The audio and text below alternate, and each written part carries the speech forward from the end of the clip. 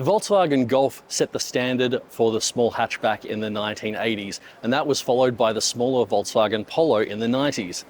But with Australia's seemingly insatiable appetite for small SUV, now we get to sample their high-riding equivalents. In the case of the Golf, that would be the Volkswagen T-Roc.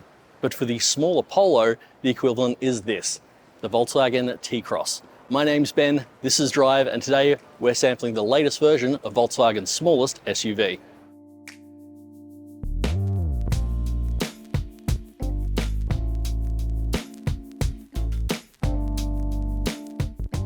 VW offers three versions in Australia: the entry-level T-Cross Life, the mid-spec T-Cross Style, and the sporty, range-topping T-Cross R-Line, priced from $33,990, $37,490 and $40,990 before on-road costs, respectively. However, Volkswagen currently has drive-away offers for all three variants, starting with the T-Cross Life from $34,990 drive-away.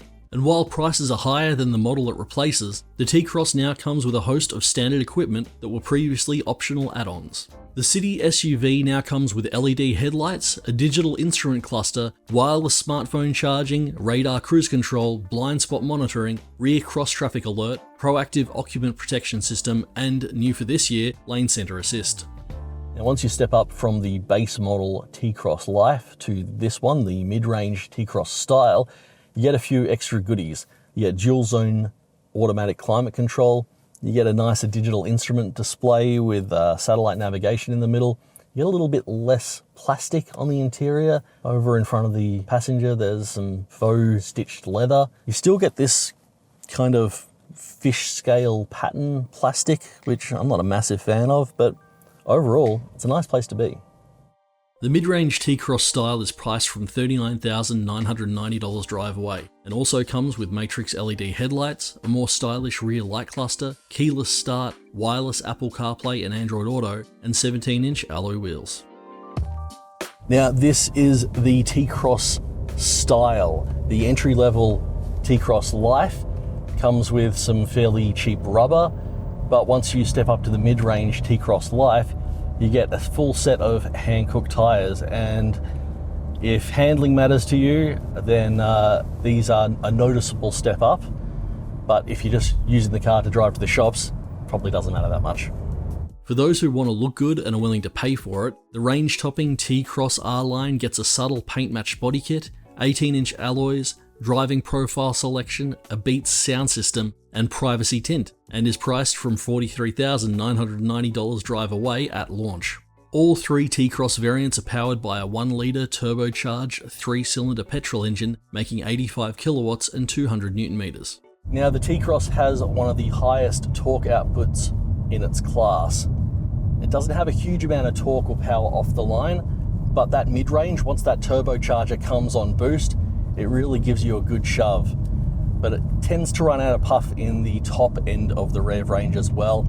The engine sounds a bit gruff. It's probably not the world's most beautiful engine, but it certainly gets the job done. Now, for those unfamiliar with Volkswagen, the company's really been at the forefront of the development of the dual clutch transmission over the past 2 decades. This car has a dual clutch transmission with 7 speeds. Essentially what that means is it's a manual gearbox. It's not a traditional automatic.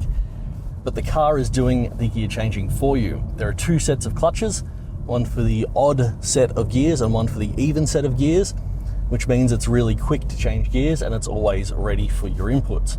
But if you're coming up to a corner and you want to have a bit of fun, you simply move it over into sports mode, and using these paddles on the back of the steering wheel, you can suddenly start changing gears and driving a bit more like a Formula 1 driver. What's it like on the road? Well, we'll start with the good things. The suspension. It takes all the hits and the bumps really well, except the suspension is still quite taut, like you would expect a Volkswagen to be. It handles surprisingly well.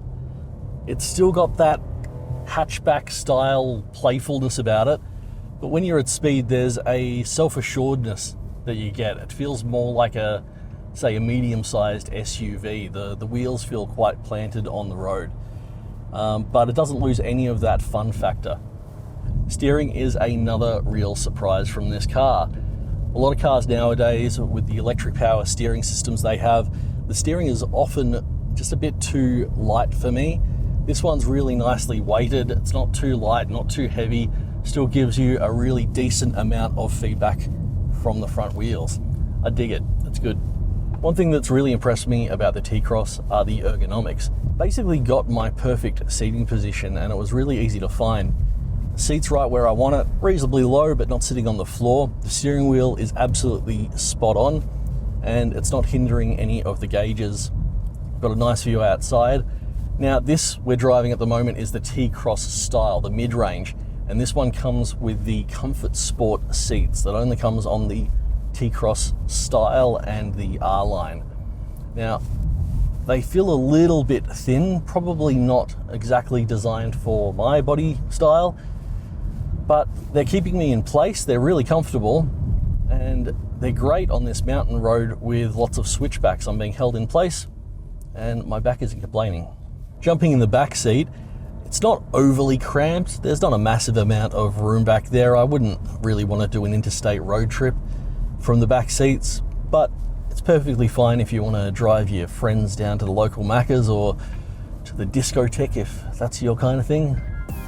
Unlike the Toyota Yaris Cross, the T-Cross isn't a hybrid, but despite this, the small 1-litre 3-cylinder turbo has a claimed fuel consumption rate of 5.6 litres per 100 kilometres. We didn't have enough time with the car to verify those figures, but we'll get the T-Cross back into the Drive garage in the coming months for a comprehensive review. The 2024 Volkswagen T-Cross may not be a revolution like the Golf or the Polo before it, but this is the latest evolution of a really great city-sized SUV. While our time with the T-Cross was limited, it was the value-laden T-Cross life that really impressed us most. If you can afford the extra $5,000 for the mid-range T-Cross style, the wireless CarPlay, keyless start, better lights and alloy wheels, and Hankook tyres are all worth it. And that, ladies and gentlemen, is the 2024 Volkswagen T-Cross.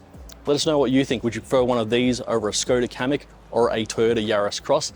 Let us know in the comments section below. If you enjoyed the video, hit like, hit subscribe so you can be one of the first to know when we have new videos coming out.